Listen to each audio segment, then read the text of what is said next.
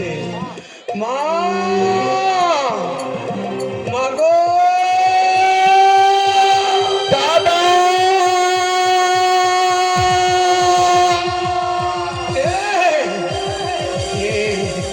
এতদিন পরে সেই মায়াবী সুরে দাদা দাদা বলে ডাকে কে?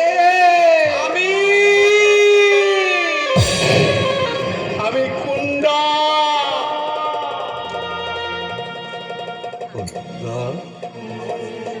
আমার আমার স্নেহের ছোট ভাই কুণ্ডল।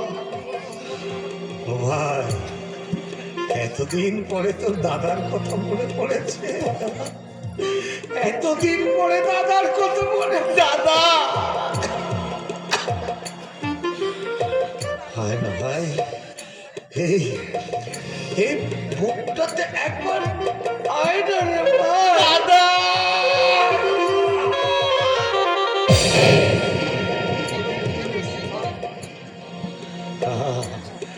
কি শান্তি! সেই এলি মা, শেষের বেলা এলি কেন রে মা? কেমন করে আমার মুখ নিয়ে আমি তোমার সামনে আসবো দাদা? আমি যে মানুষ হতে পারিনি দাদা। বাবা, হ্যাঁ? ও বাবা, তুমি কাঁদছো কেন বাবা? কতদিন পর তোমার কাকা ফিরে এসেছে।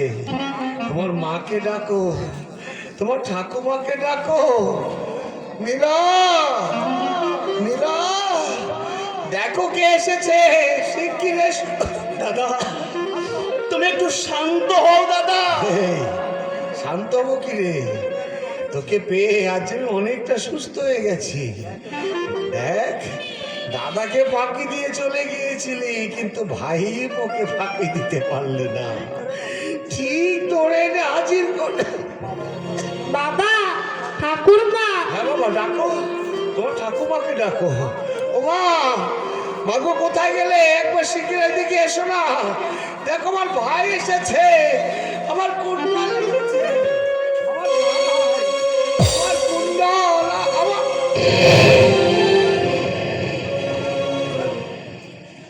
কি কুণ্ডল, তোর জামায় এত রক্ত কেন রে?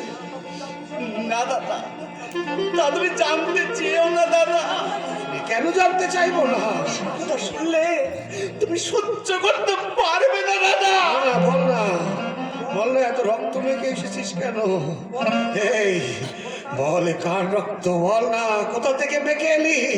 বলে কার রক্ত? মায়ের?